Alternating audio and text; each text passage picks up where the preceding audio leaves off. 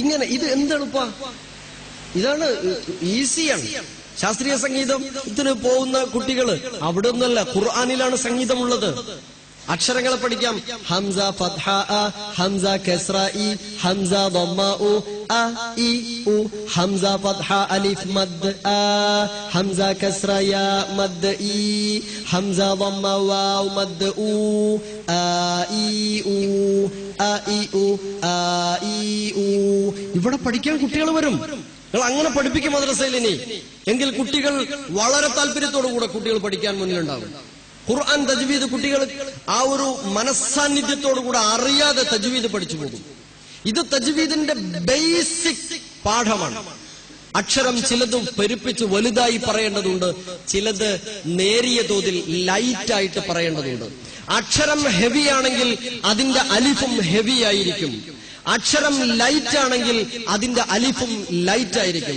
സൂറത്ത് മുർസലാത്തിലെ 20 മുതലുള്ള ആയത്തുകളിൽ ശ്രദ്ധേയമായ ചില ഭാഗമുണ്ട്. ഒന്ന്, അലം നജ്അലിൽ അർദ കിഫാതാ അഹ്യാഅൻ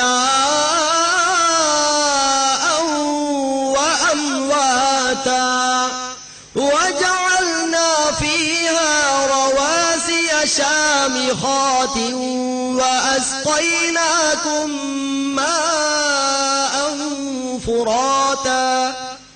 വ്യത്യാസം എവിടെയാ? ശാമിഖാതിൻ, ഷീനിനും അലിഫ് തന്നെ, ഖാഇനും അലിഫ് തന്നെ. നമ്മളെ പഴയ ഓത്ത് വജഅൽനാ ഫീഹാ റവാസിയ ശാമിഖാതിൻ, ഷാമിഖ ഷാഖ ഒക്കെ ഒരേപോലെ അല്ല. ആ അലിഫിന് അക്ഷരത്തിന്റെ സ്വഭാവം അലിഫിനും നൽകപ്പെടണം. ശാമിഖാതിൻ وأسقيناكم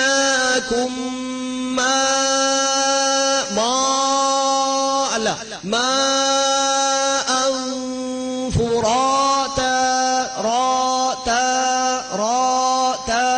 ഈ വ്യത്യാസം. ഒന്ന് ഹെവിയാണ് റാ, അതുകൊണ്ട് അതിന്റെ അലിഫും ഹെവിയാണ്. ഫുറാ ലൈറ്റ് ആണ്, അതുകൊണ്ട് അതിന്റെ അലിഫും ലൈറ്റ്. ഫുറാതാ ഫുറാതാ വഅമിലുസ് സാലിഹാത്തി സാലിഹാത്തി എന്നല്ല, എല്ലാം വളരെ എത്രമാത്രം ഹൃദ്യമായിരിക്കും തജ്വീദ് പാരായണം ചെയ്തുകൊണ്ട് പാരായണം ചെയ്യുമ്പോഴുള്ള വ്യത്യാസം. ഇനി അതിന്റെ മദ്ദുകളെ പരിശോധിച്ച് നോക്കുങ്ങള്. ഈ അലിഫ് മദ്ദായിരുന്നാലും യാ മദ്. സൂറത്തുൽ ഹാഖ നമ്മൾ എങ്ങനെയാ ഓതിയത് ഇന്നലെ വരെ? എങ്ങനെ സൂറത്തുൽ ഹാഖ ഓതിയത്? അൽഹാഖ മൽഹാഖ വമാ അദ്റാക മൽഹാഖ. നല്ലോണം തജ്വീദ് അറിയുന്ന ധൈര്യമുള്ള ഒരു സഹോദരൻ തൊട്ടപ്പുറത്തെ റൂമിൽ നിന്ന് കേട്ടാ പറയുക എന്താ ആക്കാനാണ്? ഒന്നും ആക്കാനാവൂല. സൂറത്തുൽ ഹാഖ ഓതേണ്ടത് അൽഹാഖതു മൽഹാഖ വമാ അദ്റാക മൽഹാഖ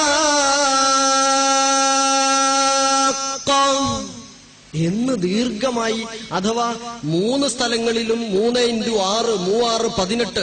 പിന്നെ ആ 3 ആയത്തുകളിൽ എത്ര അക്ഷരമുണ്ടോ 18+ അത്രയും അക്ഷരങ്ങളുടെ സമയം വേണം. 3 ആയത്തും കൂടെ ഓതിയാൽ താഴത്തൊരു ആംബുലൻസും നല്ലതായിരിക്കും.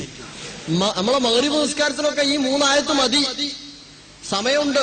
അതുകൊണ്ട് എന്റെ പ്രിയപ്പെട്ട സഹോദരീ സഹോദരങ്ങളോടും മുതിർന്ന രക്ഷിതാക്കളോടും എനിക്ക് ആവശ്യപ്പെടാനുള്ളത്, നേരമുള്ളപ്പോൾ ഓതാനിരുന്നാൽ മതി. നേരമില്ല ഞാനൊന്ന് ഓതട്ടെ എന്ന് പറഞ്ഞ് ഓടിപ്പോയി ഓടിത്തീർത്ത് ഓടിപ്പോവരുത്. ഇത് ഓത്തല്ല. അങ്ങനെ പാരായണം ചെയ്യാൻ പാടില്ല. സമയമുള്ളപ്പോൾ സമയമെടുത്ത് ഭംഗിയായി പാരായണം ചെയ്യണം.